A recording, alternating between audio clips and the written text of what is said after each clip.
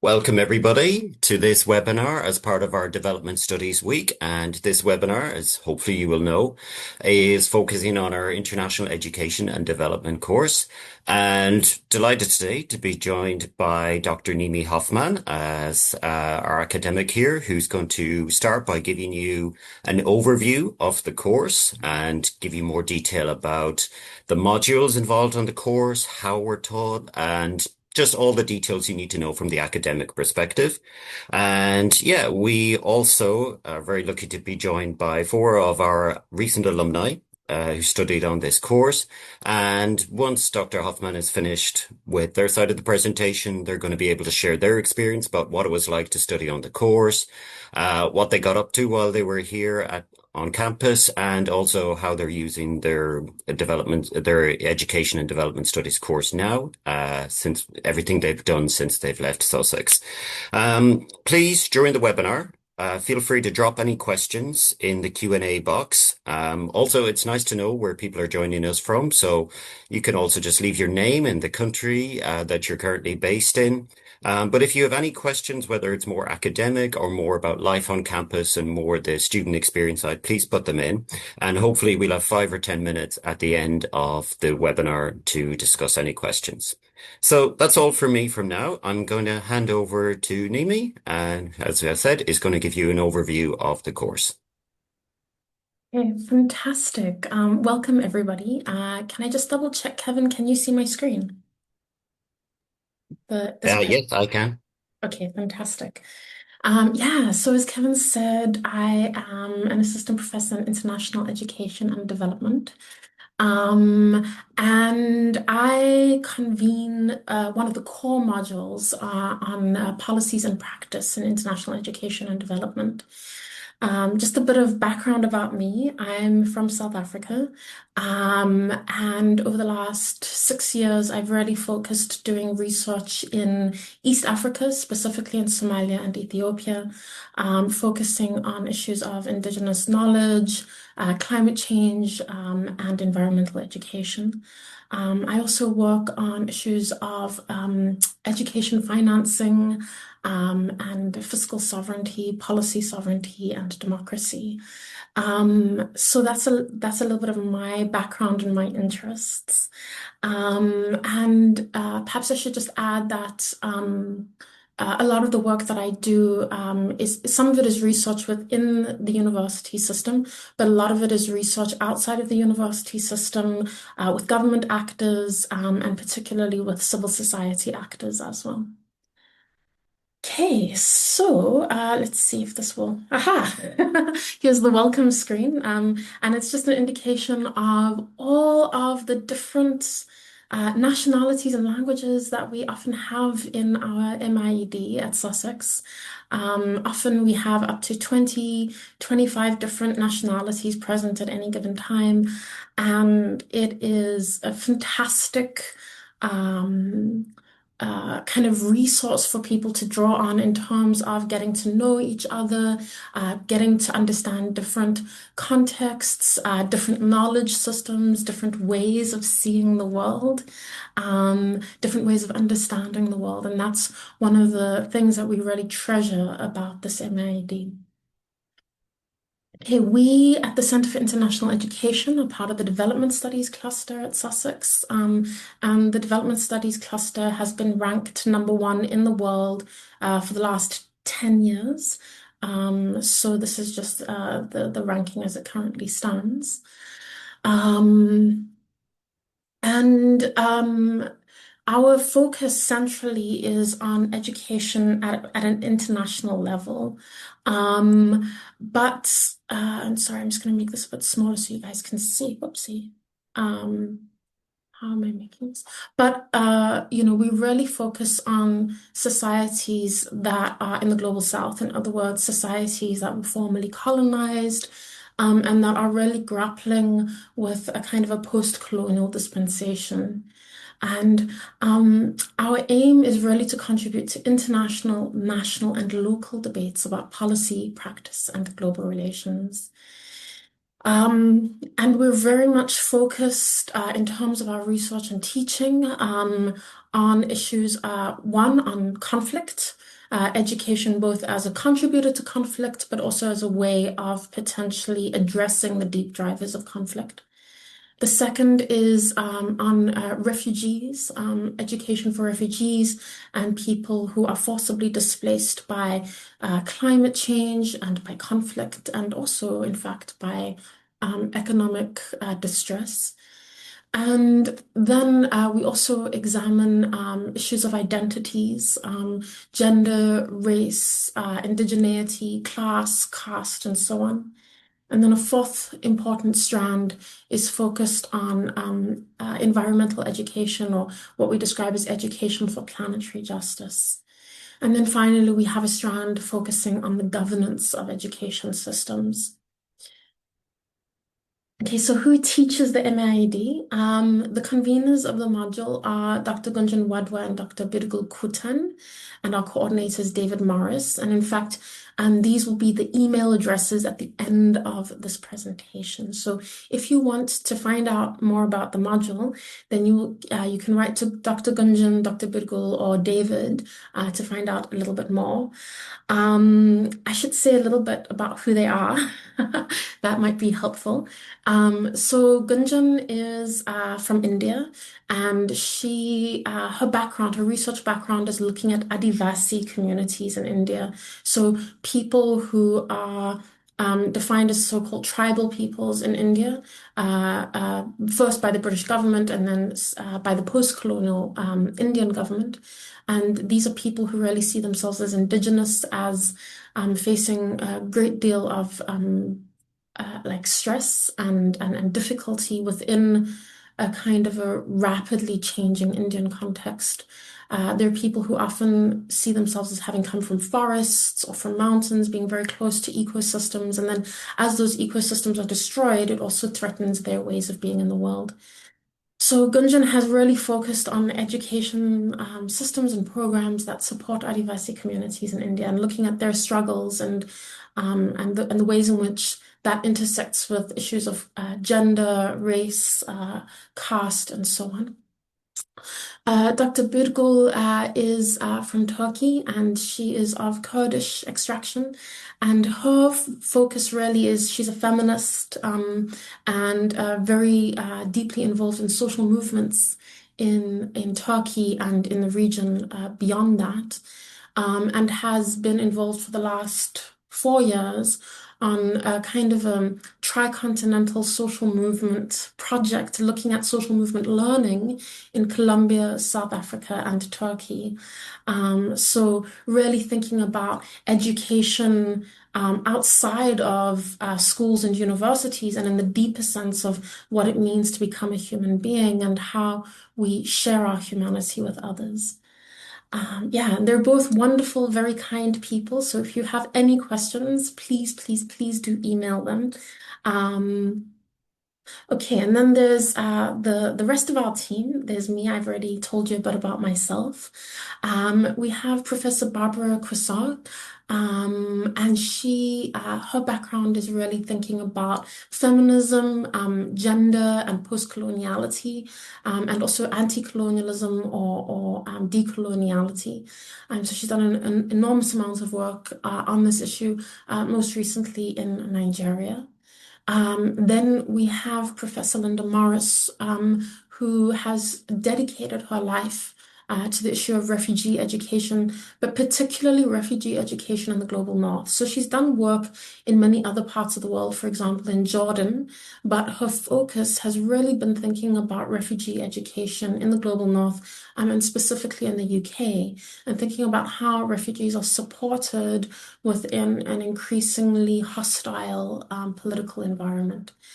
I should also say that Linda has been at the forefront of driving our University of Sanctuary status in the UK. So we officially are a university that is a sanctuary to refugees and anyone fleeing persecution and hardship. And we have scholarships for that, and we have systems in place for that. And Linda has been instrumental in getting our sanctuary status and maintaining that. Then next to that is Dr. Martin Brown. He is, in fact, He is an educationalist, so he has spent most of his life in the school system in the UK, and has a very sort of deep practice-based understanding of education systems. And his job is really to support our cohort in academic writing skills. So there are dedicated academic writing skills sessions each week, and he really provides that support. Then at the bottom of our page, there's Alejandro Ferrieta Barrera, or as we all say, Alejo. He is from Colombia, and he has an amazing background. He's a philosopher by training who now does quantitative research in education and social policy. And he is extremely careful, deeply knowledgeable, and very committed to questions of Indigenous rights and sort of social justice, not only within Colombia, but within the broader Mesoamerican Andean region. And I think what's really important about him is that he's a fantastic teacher in terms of quantitative methods. So he leads the Quants Method module, which is absolutely essential for anyone wanting to work in policy these days. You have to be able to understand quantitative methods. So he leads that and does a fantastic job every year. We get really sort of raving reviews about how great he is. Then next to that is Professor Mario Novelli. And he is the professor of the political economy of education. So that is really what he's been focused on for a number of years. Social movement learning specifically, but also kind of thinking about sort of the two faces of education, how education, on the one hand, can help address the root causes of conflict and therefore prevent conflict, but how, on the other hand, education can also contribute directly to conflicts. And he has an exciting new project that he's just embarked on, looking at kind of authoritarianism and universities in Europe, which I think is fascinating. And he's using, working with colleagues across Europe and West Asia, he's using large language models or artificial intelligence to really begin to map out the network of actors and factors involved in creating kind of authoritarian higher education institutions across Europe. And then finally, and I'm so sorry, I should have updated this PowerPoint, we have Dr. Fezi Sibanda. She just recently got her PhD, so this is why it's a little bit of out of date. Fezi is an amazing colleague. Like, anybody who goes to any of her lectures they just have smiles in their eyes. You can see even the students on the screen are just smiling when I mention Fezi. She is a British Zimbabwean scholar, and her PhD is really focused on using Ubuntu as a methodology for investigating higher education injustices that are often racialized within the UK Academy. So she's really thinking about how do you actually begin to operationalize Indigenous knowledge systems in the Academy in very deep, careful, and meaningful ways.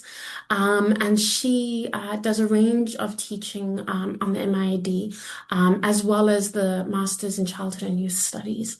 And I must say, she's just... We were very, very, very lucky to have her because she's doing very exciting work. Okay, so that's us. How is the MID structured? Well, we have two blocks. I suppose we have three blocks. So we have 3 terms at Sussex. We have an autumn term from September, essentially to the end of December.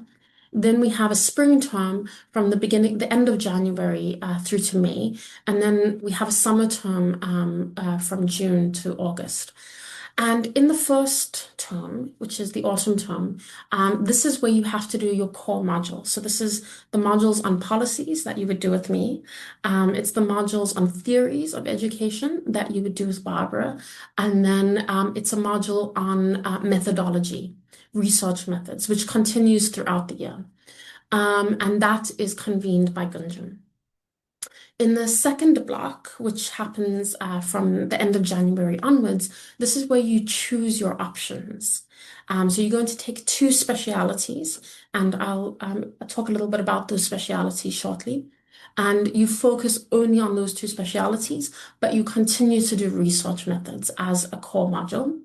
And then finally, in the summer term, this is where you carry out your dissertation. So you do research, empirical research on a particular topic that you've chosen to focus on with the close supervision of your advisor. Okay. So, the options modules in the spring term, currently we have five, and they are curriculum, learning, and society. So that's kind of thinking about how the education curriculum is shaped, and how we could change the curriculum, in interesting and creative ways. The second is looking at gender and identities, education, citizenship, and youth. So really thinking about the ways in which education and identity sort of intersect. And then we have a module on refugee education and development. And that's again international.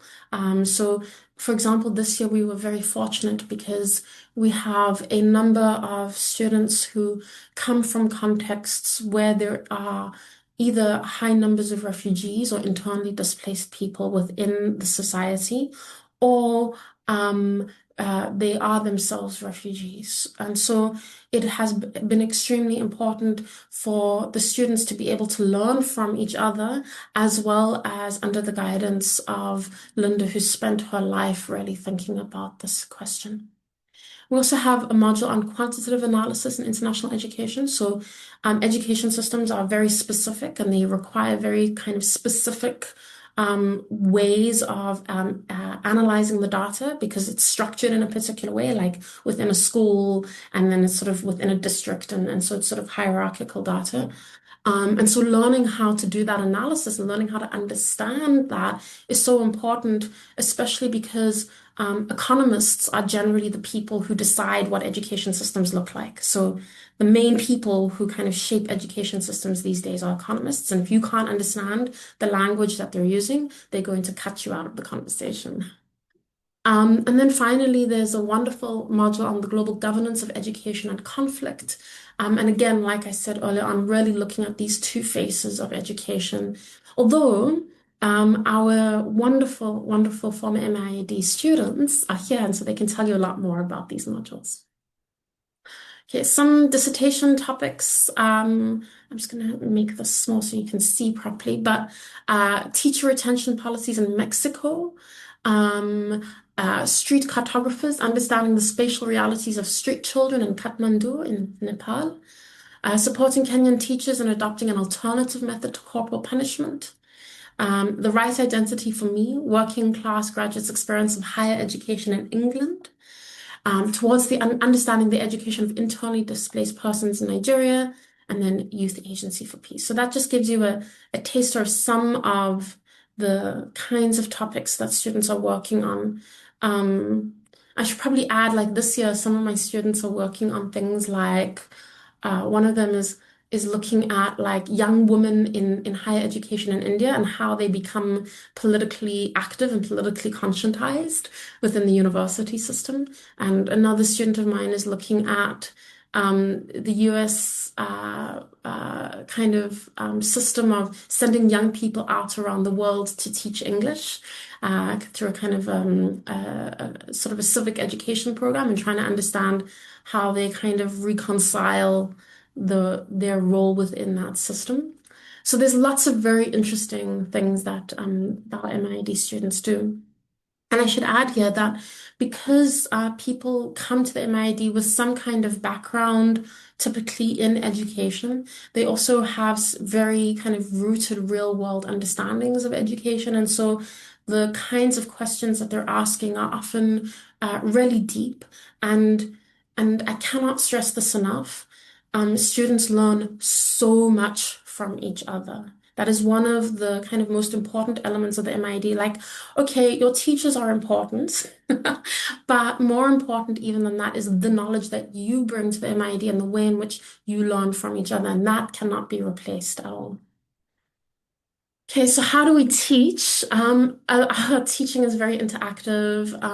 We do sometimes have lectures, but most of the time it's workshops, and there's a lot of activities in the workshops. We tend to connect our research a lot to our teaching. So, for example, this last year, for the module that I teach on policies, we actually worked on a policy that I was busy working on, a policy brief that I was working on in Somalia, and the students kind of fed into that, which was amazing. So it was a kind of a real world impact. We have an online system for Canvas, so that will just have everything on this. It's all in one place and easy to use. And then, very importantly, we have individual tutorial support. So each one of you will be assigned an academic tutor. So, for example, with me, I have four students that are my tutees, and basically we're in a supervisory relationship, and we meet regularly, and I give them feedback on their work, on their assignments, on their dissertation, and so on. So you have that individualized tutorial support from faculty members.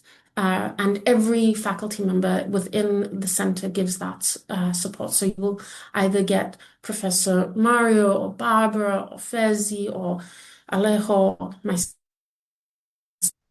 We also have peer networks and research seminars and workshops, which we really expect students to attend. So we invite leading academics from around the world to present once a week at our CIE cafes. And then we also collaborate very strongly with the Institute for Development Studies in terms of a lecture series that we host there as well, and also that we expect our students to attend. So, what's really important about the way that we teach is that our teaching and our research are deeply interconnected. And a lot of my colleagues are really at the cutting edge of research within their field. So they're teaching at the cutting edge rather than work that is perhaps 5 or 10 years old. And this is evident in the way that many students make frequent use and analysis of research studies by tutors on the program. This was an external examiner report. Okay.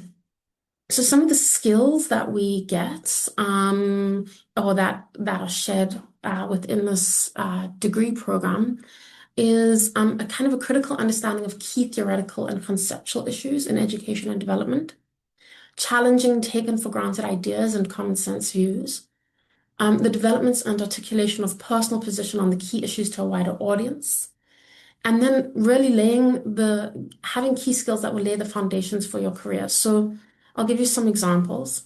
Being able to write a policy brief, being able to communicate clearly and confidently within a short period of time, being able to communicate with a wide variety of actors, whether these are government actors, whether they are teachers, whether they are unions. So being able to move in different spaces, being able to conduct research, empirical research, being able to map and understand the kind of institutional environment in which education systems are shaped, and the administrative environment, which is very important. And then also, and this is perhaps not a skill, but it is, I think, invaluable, is the networks that you get out of this degree. I cannot emphasize enough how important these networks are.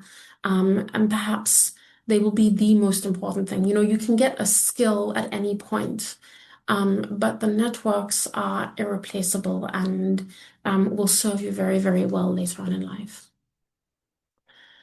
Okay, we also have student-led events. So, for example, at the top, you can see we had a wonderful event curated 2 years ago by our student Namse Udaseni, who looked at ancestral knowledges coming from Africa. And so that was a kind of part of a festival of ideas at Sussex. We've also had poetry and panel discussions led by students. And then we had end of term celebrations, Christmas dinner together, Last week, for example, we had a volleyball afternoon with our students. We have football days. We have dance days and things like that. So it's also about really the kind of emotional and human connection between each other and not just the cognitive dimensions of education. Um, we also do a lot of work within communities. So you can see, for example, our MID students have done advocacy visits to the UK Parliament. This year, for example, they participated in a House of Lords debate on reparations for the transatlantic slave trade. Um, and sometimes do presentations within and to policy actors. Also, then within the actual community of Brighton, our students are often very deeply involved. And then also beyond that as well. So, just this week, we had our students at the We Are Still Here book launch at Sussex, which is an anthology of poetry written by Palestinian students in Gaza that colleagues at Sussex have published. We have one of our students in MID is a Palestinian student from Gaza, and she was involved, and the whole of the MID class came to that as well, which was very beautiful. Last year, we had students involved in really being visible and raising their voices for refugee rights and sort of anti-racist and anti-fascist activism that happens within Brighton, because Brighton is very famous for that. Yeah. And then here are some of our social events, our Christmas party. We have a walk, an annual walk and a picnic in Summer Park, and then a summer barbecue, which we're actually just arranging for next week. And then finally, I should just say that, the Center for International Education is the sort of the heart of this MIED program. Um, we are a center of excellence at the university. And as I said, we are part of the development consortium that's number one in the world. And what that means is that you also have access not only to the research center, but also to our consortium partners at the Institute of Development Studies, the Global Studies, and the Science Policy Research Unit. So there are a number of events that we do. For example, I help to curate the Radical Reading Room at Sussex. And so one event that we did, we had somebody from the Science Policy Research Unit there, and then the MID students were able to engage with science policy, for example, which interacts with education policy. So things like that.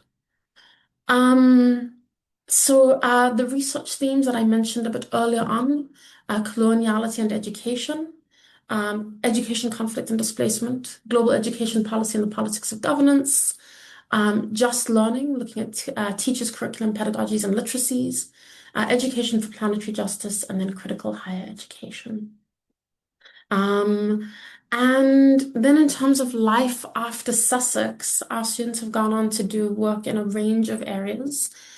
A lot of our students have ended up in international organizations, so the United Nations, the OECD, the EU, some of them within the African Union as well. A lot of them have ended up working in ministries of education at national level, but also human rights organizations, international NGOs, and trade unions, development agencies and lobbyists, consultancies and think tanks, local community development and action groups, and then also some of them have worked at universities. We're also on social media, so you can have a look at us on Instagram, X, YouTube, Facebook, LinkedIn, and TikTok. So just look for us under Sussex Uni ESW, and you will find us there. And I think that's it. I'm sorry, I've spoken for quite a bit of time. No, you timed that perfectly, Nimi, and I know you had an Okay. awful lot of content to get through there. Thank you so much for that overview. I think it's really important, as you did, to emphasize the network that you get from studying at this course at Sussex or any development studies course at Sussex, and yeah, how so much of the learning is peer-led and from your classmates. So that was great, and yeah, probably the best people to discuss that will be our alumni. I'll move on to Nimi, your presentation has generated quite a few questions that you might be able to see in the chat box. But what I thought would be nice if we move on to the alumni and give you a while to kind of peruse those questions, and then we'll come back to those at the end of the webinar. You'll see a lot of them are quite focused on kind of internship, career opportunities. So I think maybe, hopefully, we'll have about 10 minutes at the end to discuss that. But yeah, I think now would be a great opportunity to hear from our alumni who are going to share their experience, and they'll also be able to tell you about possible career opportunities. We're going to start with Linda, who has very helpfully prepared a little PowerPoint for me to kind of structure her experience. So I'm going to share this, and I think you can see that. Let me know if you don't. But yeah, Linda, over to you. You've talked about, first of all, why you chose Sussex. So would you like to tell us more? Thank you, Kevin, and thank you to Dr. Nimi. She was my tutor for policy. I love her so much. Okay, good afternoon from Uganda and good morning if you're joining us from the UK. Thank you so much for being a part of this session today. So why I chose Sussex, I want to mention briefly about my background, and then you'll know why I chose this particular course. I studied social work and social administration from Kyambogo University in Uganda, and I had the privilege of working with children with disabilities in Kampala slums and the rural areas of this country. I was able to work with refugee children in Mvepi. We all know that Uganda is the leading refugee hosting country in Africa, so there's a refugee influx in the country. I was able to see some of the challenges these groups of people face in accessing education. I also worked with young people and youth in accessing education, designing programs to see that they're able to not only go to school, but stay in school and complete. And when I was writing my Chevening application, because I studied the MA at Sussex on a Chevening scholarship that is funded by the UK government, I said I wanted to go to the UK and be able to study this particular course because I had questions such as why do policies in my country why don't they work? For example, we have so many beautiful policies on education, and I kept asking myself, why is there a gap? Why are they not being implemented? Who is invisible in these particular policies? Why is funding going to specific areas and not education and a lot more? So this particular course for me, when I was applying, I had that background, and the questions we're asking in class to Dr. Nimi and the rest of us were, why do policies fail? And through that policy module, for example, I was able to understand some of the challenges, why policies do not work. The people designing them are not consulting the people that are going to be directly affected by these policies, the issues with misunderstanding or interpreting the particular policy, issues with financing gaps to ensure that these policies are implemented, and so much more. So I chose Sussex and the MID because of the work that I've done, like I said, on girls' education, on refugee education, on inclusive education for people with disabilities. And this particular course for me sits at policy, but also how these aspects play out in the international space, not only in Uganda. And Dr. Nimi mentioned about it, that we're not only focusing on Africa, but also in the international space, because like we see earlier, aspects of financing education, for example, in Uganda, where we're getting loans and having debt, are affected by the IMF and World Bank and so understanding how education plays out also at the international space when it comes to policies and financing issues helped me or informed my decision for pursuing this course at Sussex. And I chose Sussex as well and the MID because of the incredible. So I'm trying to read this because my glasses are not, I'm trying to read it from my phone. The font is so small, yet I wrote it. Anyway, I chose Sussex and the MID because of Sussex Center for International Education and how it's globally recognized. My academic advisor, emeritus, Professor Joe Westbrook, was doing incredible work in Uganda on research. And she also informed why I applied for this particular course. And by then she was co-leading the CIE center at Sussex, and it is globally known. So seeing and reading some of the incredible work she had done on pedagogy, on inclusive education, even in Uganda, because she was doing some work in Uganda, informed my application to Sussex and the MID because I wanted to learn from her. I wanted to collaborate with her on different projects. And thankfully, she became my academic advisor when I got to Sussex and were able to do incredibly well in that tutor and student relationship. I also chose this particular course because of how it's grounded in research. From academic writing support to dissertation methodology, Nimi talked about the support we get on the MID. We had tutors that were able to help us make understanding of all the topics we wanted to research on. And I have this background in research, but it wasn't really strong. So getting into Sussex with a strong research background and a strong tutor team helped me make and understand how to conduct relevant research, how to interview, because I did qualitative research and I was interviewing young people with disabilities. So for me, sitting in that classroom on academic writing and also research helped me design a research proposal, but also design and conduct research that was really relevant. It was on TVET, and you'll see much later in the slides. So for me, that's one of the reasons why I chose Sussex. Let's go back to the previous slide. The pedagogy. I know Nimi talked about the debates, the lectures, and workshops, and it was really, really important. But there's something I want to highlight here was how diverse our classroom was and how we centered our lived experiences. I'm from Uganda. Kin was from Japan. We had people from Europe, from Asia, and we're about 36 students in the classroom. So all of us brought in our lived experiences to inform the curricula that was being taught. Where students were struggling with understanding, for example, English, I was a student representative, so I was able to raise some of these concerns to the tutor team, and they were able to adjust to ensure that learning is inclusive for every student. And I feel like that is something you need to look forward to when you're doing this MAID course. And then, of course, the diverse classroom, the English and academic writing, we spoke about that, and the supportive tutor team. I had so many sessions with Dr. Nimi. One time I was overwhelmed, and I'm speaking about this because as an international student, you're getting into a country you've never been to. There's winter blues, you get depressed and all those things, but I had a supportive tutor team. I talked to Nimi about it, and she was telling me, take vitamins, drink lots of water, take yourself out, go, enjoy Brighton and things like that. It was really, really great. And so when you're choosing a course, I want you to look at the modules, but also look at the supportive environment. It's very, very important. And this particular course gives you that. Next slide, please.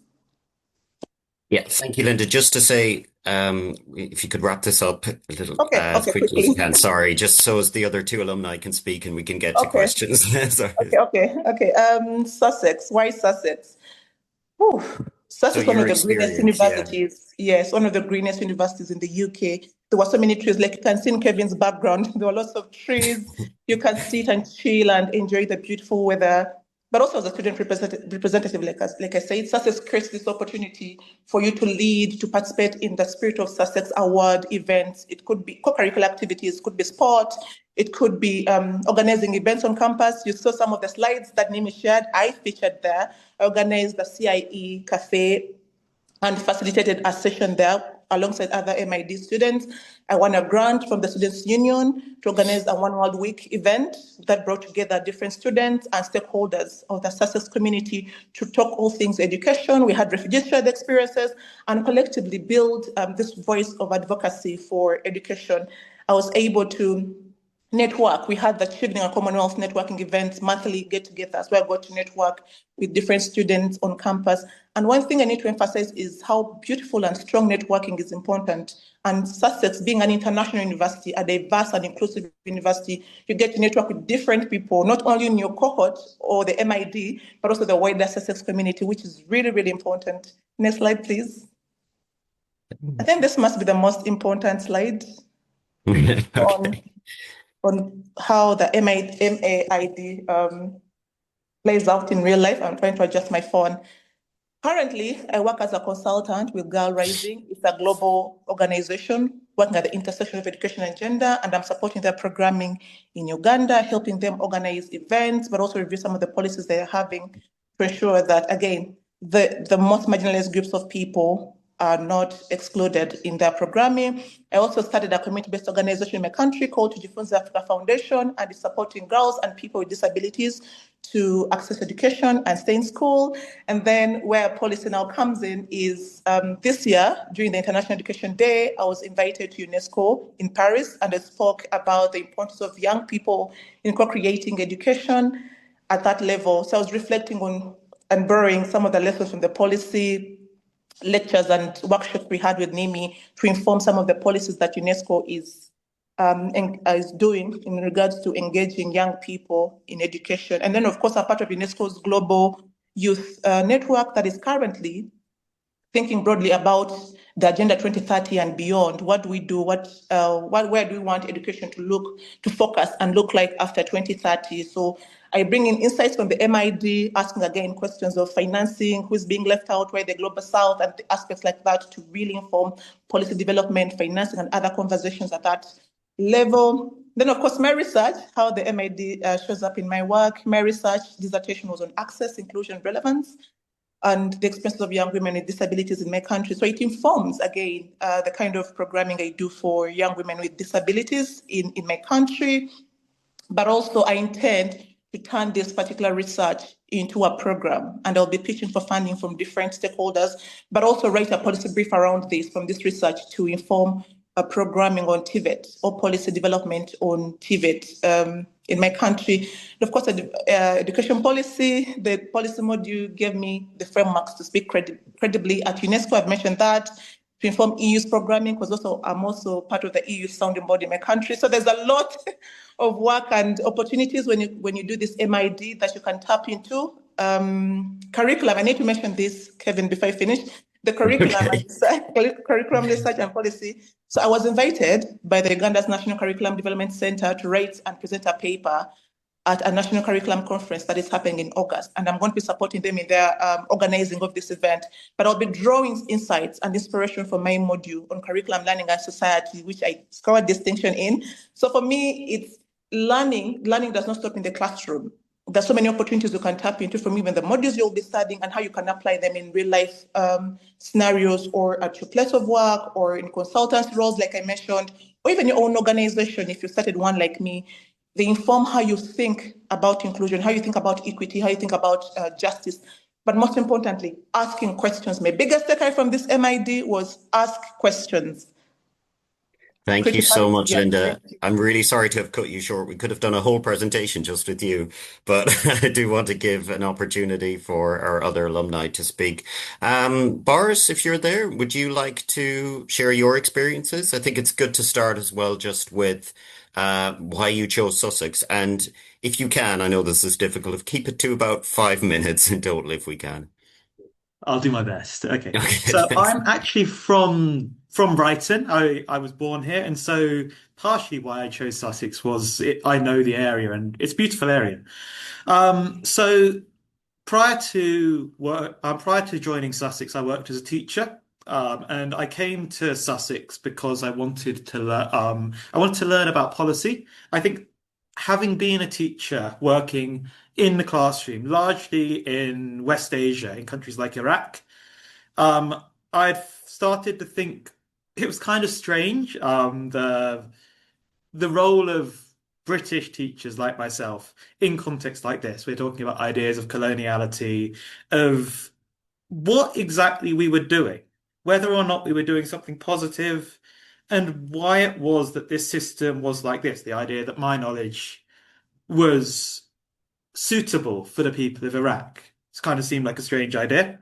So Sussex is really highly rated on topics like on critical approaches to education, which is what I'm really interested in. The idea is not just this is how you do education, but this is the process. And I took loads of this from this course. So if you're interested in that, I really recommend it. So key experiences. Firstly, I would reiterate what Nimi said and Linda, that I got so much from my classmates. So as I said, I was a teacher, and that gives me a very specific idea of what education is. But straight away from the beginning, and especially from Nimi's policies class, we were introduced to education from a policy level and how your perspective, like if you are working in development, what you see when you look at it, education changes. If you're in policy governance, again, it changes. And I had classmates from course mates, very good friends, who were straight away from the government perspective, from the development perspective, from a wide variety of perspectives. um, I realized that all of my ideas of education come from teachers. And I think that's a really important perspective. But it's also not the only one, and sometimes not the loudest one in the room. And so working out how to speak to these different voices, how to communicate at different levels was a really key learning which came out of this. Nimi mentioned that in her MA, the evaluation is through policy brief. And that was a really, really useful experience because you learn how to make arguments and how to do something which can almost be can have a practical role. You know, this is how you write something which could. One of my colleagues, who I'm very close with, he is looking at getting his policy brief published in Nepal. So, and that means that might move from the MAIED to implementation somewhere else in the world. So as well as classmates, as well as like there are these research skills, which is what I'm talking about here. I learned how to design and implement research for policy independently with my thesis especially. And since I graduated in September. In the 6 month or so since then, I have in collaboration with a CIE student actually created, designed and implemented a research project which is now moving towards something where it might have policy implications. So these are skills which I wouldn't have even known where to start with any of this if I hadn't taken the MAID. As well as that, I want to flag up Alejandra's module on quants, because this is another skill which I just had no idea of. And frankly, I didn't want to know about quants before I started my thesis. But various people, including Nimi again, encouraged me a lot to take quants. And it is really important if you want to speak the language of policy. If you want to influence policymakers, you just need to be able to speak that. So this is a course which will train you to understand the language. Alejandra is a fantastic teacher.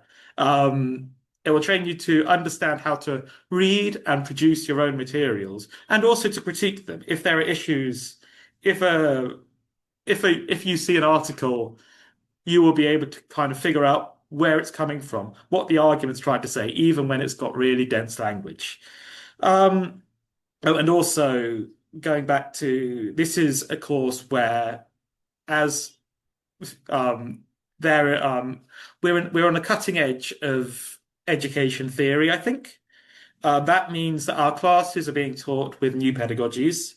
Like teachers put real thought into how, not just what information they convey, but how they convey it. And I think that's a really valuable thing for us, well, for everyone potentially to learn as people working in education. It's not just about what you know, it's how you share it. So what I'm doing now, currently I'm in Nepal. I am here with a colleague from the MAIED, which we finished about 6 months ago. I've been here for pretty much since I finished the MAIED. I have, in this time, I have done some collaborations with the CIE. One of the important links, as well as with our classmates, which are so valuable, is with Sussex.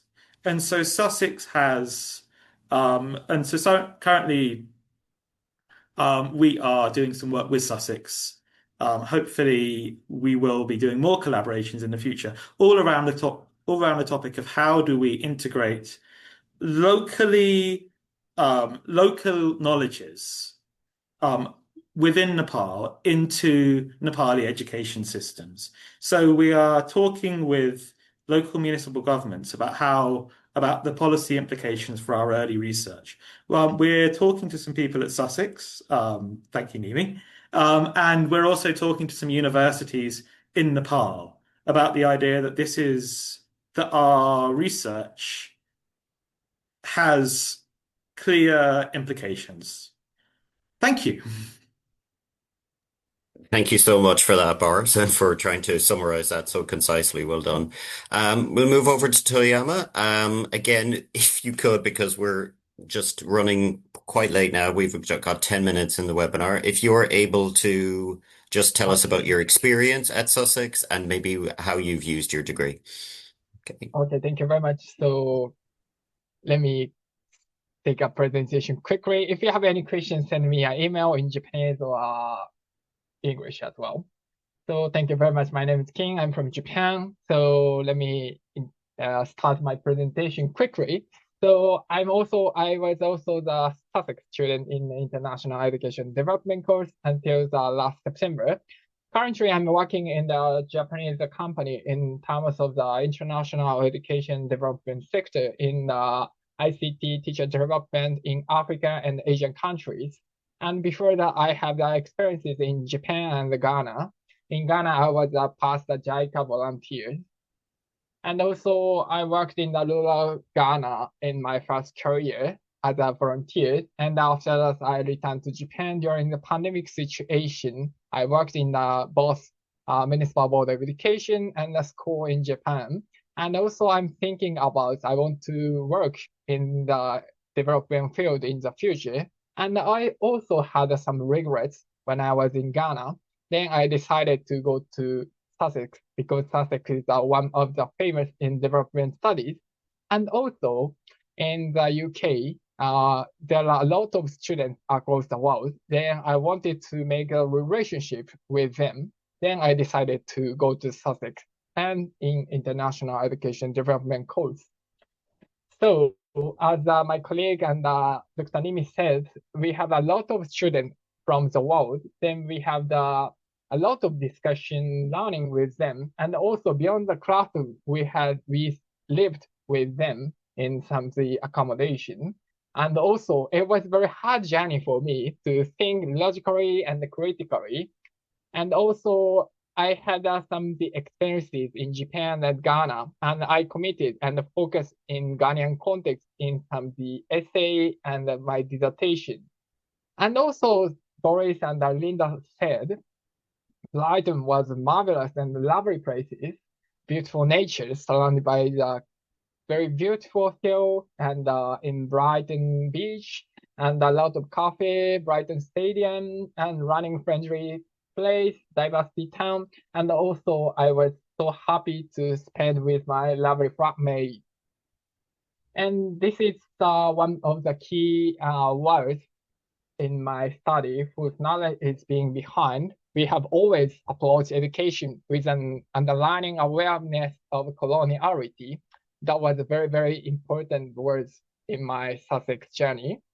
And also this is my dissertation theme. Fortunately, I returned to Ghana for my interview research.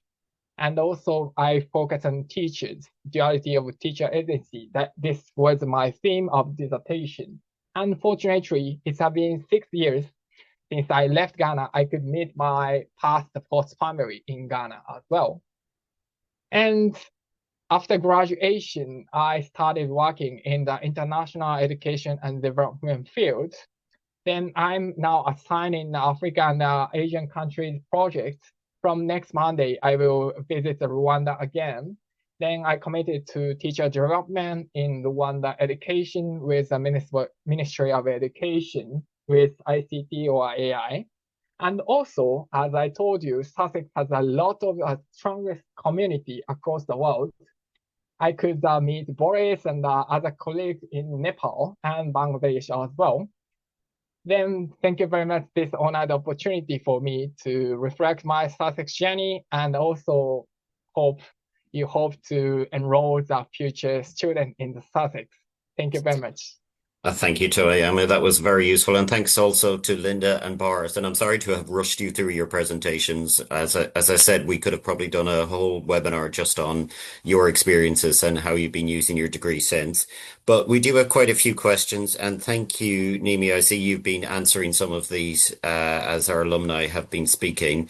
I think probably one of the most prominent questions, I think we've had three people mention this, is the opportunity to do internships during the course and career paths. I think our alumni, you've outlined the kind of jobs and things that you've been doing since you've graduated. And Nimi, you did mention it in your presentation as well, but would you be able to expand a little bit about career paths and opportunities for work placements or internships during your year at Sussex?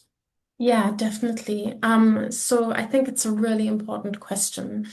The first thing to say is that what makes the MIID program quite distinctive is that it's a 1 year program, so it's very intense. We basically, instead of you spending fees on a 2 year program, it's a 1 year program, so that's great.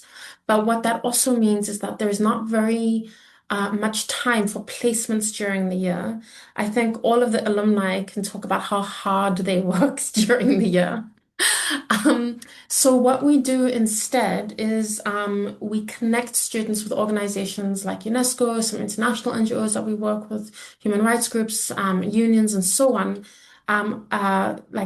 for after the MID program has finished.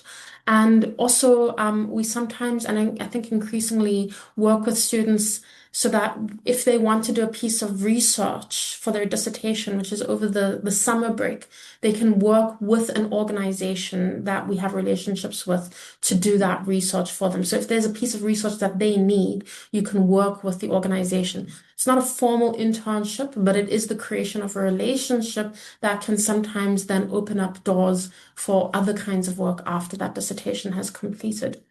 But what I can say is this, over this year, we have been looking potentially at a structured placement program or internship program that would potentially take place after the academic year. So that would be once you finish in August, between September and November or December.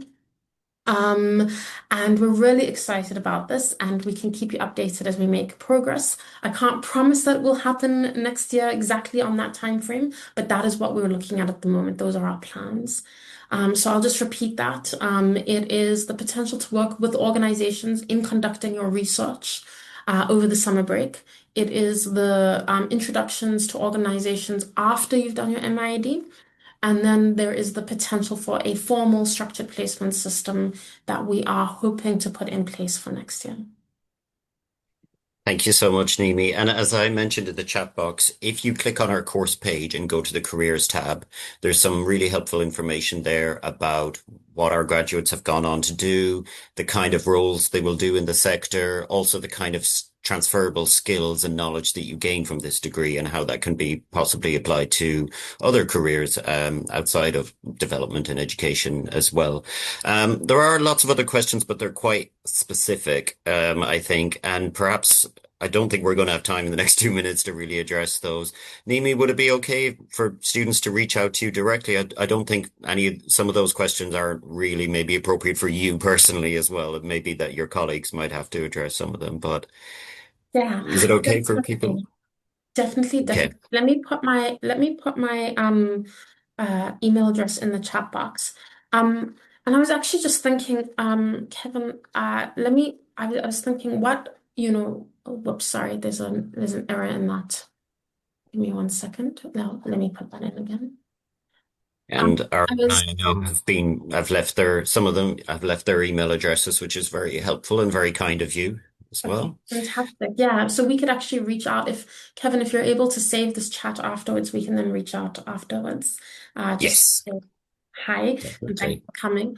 But I just wanted to perhaps give an example before everybody goes of what that kind of summer research can look like. So I'm part of an anti-privatization network within the Global South, looking at particularly issues of human rights in education and this like sovereignty in education. So questions of how you finance education. And so some years I have my own students who work with me who will then do work with this this anti-privatization network. So we have organizations like Oxfam, for instance, the GIESCR, and so on, who are part of our network. We also have the Education International, the global network of teacher unions. And when they need a piece of research on a particular topic, like for example, we looked at private schools in Liberia, we then work together on that piece of research. And that ends up being very important because it influences the work that these organizations and this huge network does. And that then influences the work that we do at the level of the World Bank and the IMF, because we advocate at the level of the World Bank and the IMF.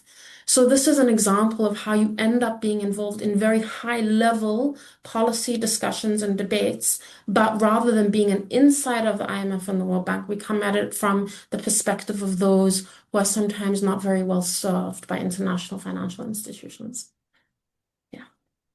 Thank you. And I just want to end as well. Hopefully everybody has really enjoyed this webinar. And if you are thinking about applying, it's a relatively straightforward process. You'll see from the course page, there's a tab called Apply, and that will lead you to another page, which allows you to create a portal and perhaps begin the application process. If you're considering joining us for September, applications are still open and will remain open, I believe, until the 1st of August. It might feel a little bit rushed, but there definitely still is time.